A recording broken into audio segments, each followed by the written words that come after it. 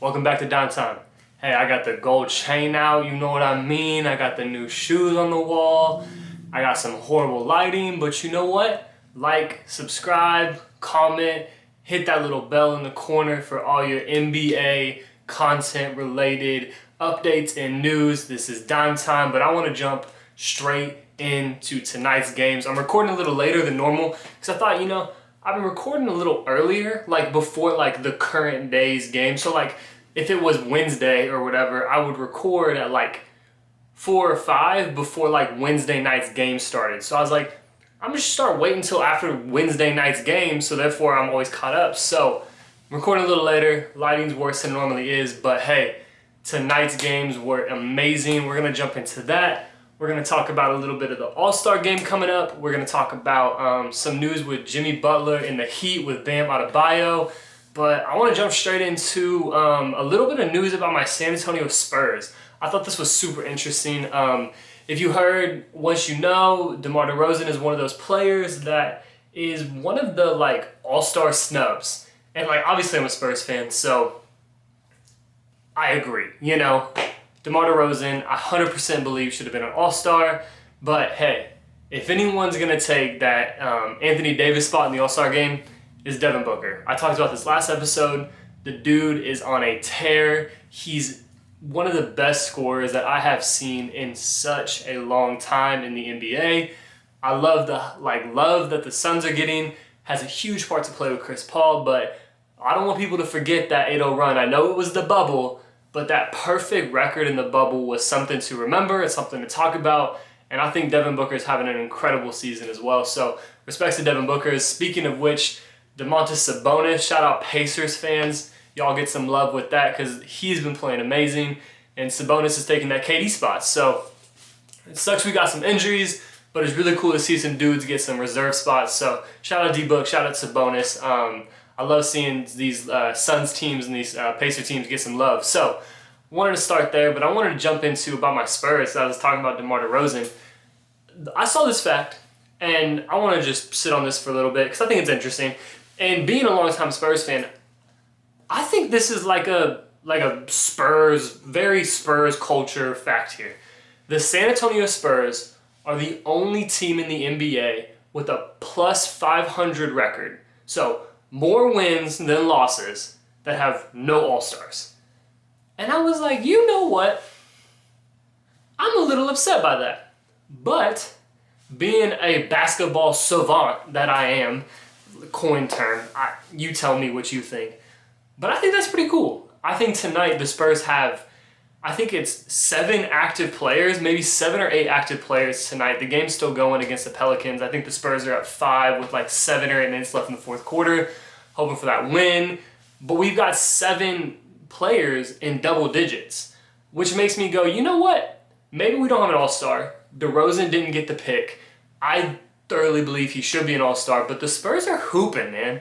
They're playing like a team. They're playing team basketball, which is Greg Popovich's bread and butter. So what do you expect out of a San Antonio team? So hey, maybe DeRozan didn't get that All-Star pick, but he's playing like one. But hey, I'll take San Antonio Spurs team basketball because when you're passing the rock, when you're hitting shots and your whole team's flowing, that's a hard team to beat.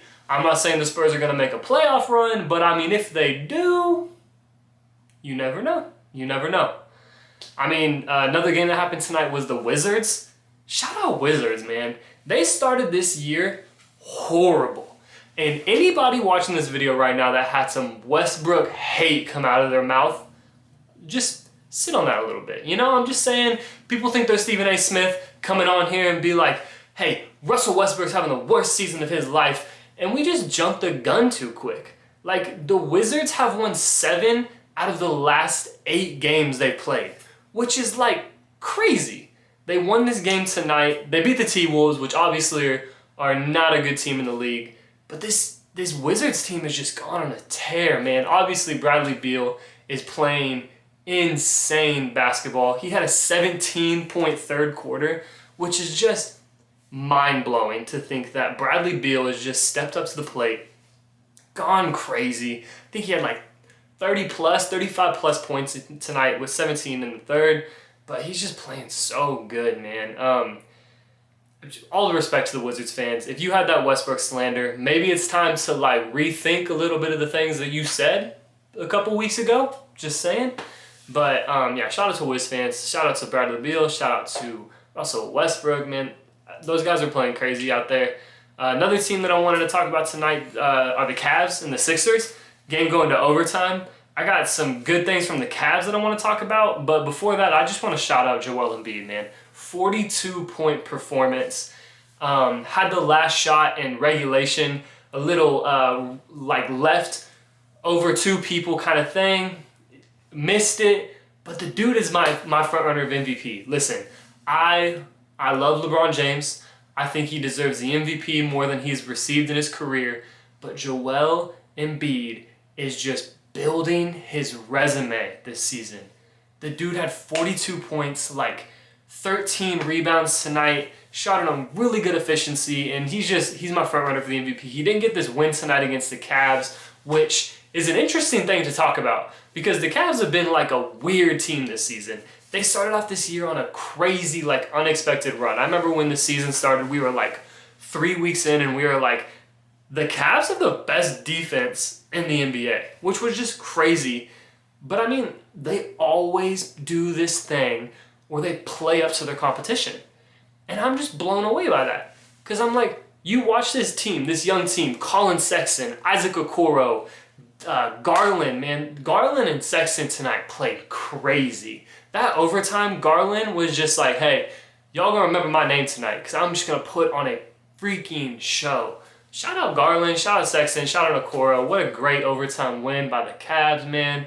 Another thing that I do want to talk about tonight didn't have to do with necessarily the games that were on tonight. And like always, if I'm not talking about your team, if I'm not talking about one of your favorite players, I'm only really going to talk about the games that I've watched. Because I'm not going to be that dude that's up here making these crazy accusations about games that I didn't put the time in to watch. And so those are my few that I catched up on. I'm going to catch the end of the Spurs game, which, hey, hoping for my Spurs to catch that dub. But yeah, man, another thing I wanted to talk about tonight was that Jimmy Butler news where he is reportedly backing out of the All-Star game because he believes Bam should have deserved his spot over him. So I'm going to give you my 2 cents on this, all right? This is so interesting to me. Like, you don't hear about this kind of stuff. Like, listen, okay? If you want to know why the Miami Heat made an NBA Finals run last year and you haven't put 2 and 2 together yet, I'll tell you why. Jimmy Butler is one of the best leaders on an NBA court. Remember that. He is just such a team player, a locker room dude. I saw a tweet today, and it said, who with 0 points on the scoreboard has such an impact no matter what? And I said Jimmy Butler. That dude will go out there, score 0 points, even though we know he can drop 50 in a game and still just have the craziest impact. That dude will go into the locker room, and I don't even want to know the types of way that he hypes up his teammates. But I think the way he said this about Bam, shout out Bam for getting that Jordan deal, by the way. I cannot wait to see him rock some J's. But the way Jimmy Butler hypes his teammates up, that's all the info you need to know about this Heat team. Hey, maybe it was the bubble. Maybe it's because Harrell had a crazy run. Whatever you think last year was, and if you don't remember Goran Dragic, remember that name because that dude can hoop and he can play for the Heat. And I don't know why I'm getting passionate about Miami right now, but I tell you what, don't be surprised when my Miami Heat come out and just have a crazy playoff run again. Because Jimmy Butler is such a leader, man. He just takes his team to another notch. And I think that's something that should be talked about more. I think that's something that should be praised more as good leadership. But with all of that said, I think another thing that I'm really excited about is the All-Star Game. I said what I said a couple episodes ago about how I don't understand why we're having an All-Star Game or what's going to go on here, but I am excited to watch it. What I do hope is it was like last year's All-Star Game. I hope it's competitive.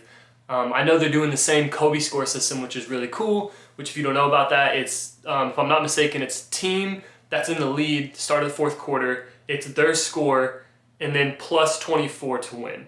So if the team has 100 points, 124 is the score to win at. So whatever team hits the 24 plus, they win. So I just hope it's a good game again. Yeah, y'all, I catch you on Wednesday. This is dime time. The All-Star game is just around the corner. We're going to have all the things All-Star game. Shout out Obi Toppin for the dunk contest selection. I think he's going to kill it. But yeah, y'all, peace.